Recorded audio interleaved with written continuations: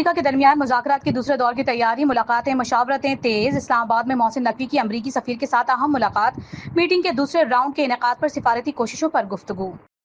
ایران کے ساتھ مذاکرات کا دوسرا دور کل ہو سکتا ہے، امریکی صدر ڈونلڈ ٹرمپ کا دعویٰ۔ 36 سے 72 گھنٹے انتہائی اہم قرار، جلد دنیا کو ایک اچھی خبر سنائیں گے۔ ایرانی وزیر خارجہ عباس عراقچی کو ذہین آدمی قرار دے دیا۔ امریکہ 6 ماہ تک آبِ ہرمز نہیں کھلوا سکتا، پینٹاگون کا امریکی اخبار واشنگٹن پوسٹ میں اعتراف۔ انکشاف کیا کہ اگر امریکہ کو آبِ ہرمز کھلوانے کے لیے عسکری آپریشن کرنا پڑا تو یہ عمل فوری ممکن نہیں ہوگا۔ ایران نے آبِ ہرمز میں 2 بحری جہازوں پر قبضہ کرنے کی ویڈیو جاری کر دی۔ ایرانی بحریہ کے مطابق ان جہازوں کو اس لیے قبضے میں لیا گیا کیونکہ انہوں نے آبِ ہرمز کے حفاظتی انتظامات کو خطرے میں ڈالا تھا۔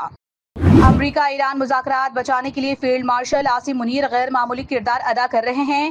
برطانوی جریدے فائنینشل ٹائمز کی ایک رپورٹ میں انکشاف کیا گیا ہے کہ پاکستان امریکہ اور ایران کے درمیان جاری کشیدگی کم کرنے اور مذاکرات کو مکمل طور پر ناکام ہونے سے بچانے کے لیے سرگرم کردار ادا کر رہا ہے۔ ایران کے خلاف امریکہ اور اسرائیلی کشیدگی کا اثر پورے خطے پر، سربراہ یورپی یونین توانائی نے خبردار کر دیا۔ کہا اس کشیدگی کے باعث عالمی توانائی مارکیٹ میں بڑا بحران جنم لے سکتا ہے جو آنے والے مہینوں بلکہ برسوں تک قیمتوں پر اثر انداز رہ سکتا ہے۔ پاکستان بھر میں توانائی بحران اور علاقائی کشیدگی کے باعث کاروباری اعتماد میں بھی نمایاں کمی۔ گیل پاکستان سروے کی رپورٹ۔ وزیر اعظم کی بحران پر قابو پانے کے لیے الیکٹرک ٹرانسپورٹ خریدنے کی ہدایت۔ وزیر اعظم شہباز شریف کی آئندہ سرکاری استعمال کے لیے صرف الیکٹرک بسیں، موٹر سائیکلیں خریدنے کی ہدایت۔ توانائی بحران سے متعلق اجلاس میں کہا کہ مستقبل کی ضروریات کو مد نظر رکھتے ہوئے خام تیل کی اسٹریٹجک ذخائر کے قیام پر کام تیز کیا جائے۔ انڈر 18 ایشیا کپ ہاکی 2026 کے شیڈول کا اعلان۔